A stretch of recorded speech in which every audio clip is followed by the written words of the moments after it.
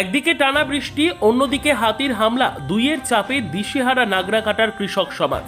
ব্লকের বিস্তীর্ণ এলাকার ধানক্ষেত এখন জলের তলায়, যেটুকু অক্ষত আছে সেখানে চলছে হাতির তাণ্ডব। আংরা ভাষা ও শুল্কাপাড়া পঞ্চায়েতের বহু জমির ফসল একেবারে নষ্ট। চাষি শ্যামল রায় বলেন, 2.5 বিঘে ধান কেটে রেখেছিলাম, সব জলে শেষ।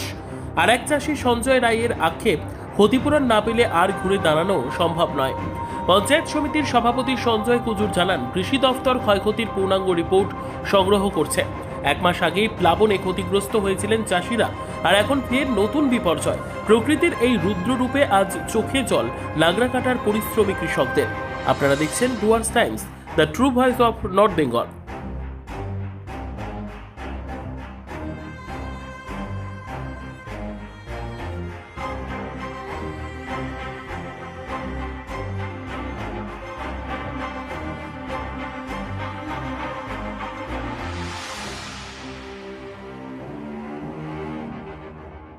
नाम है आकाश।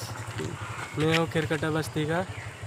और हम लोग का इधर जो है अभी बारिश की वजह से पूरा फसल बर्बाद हो गया है।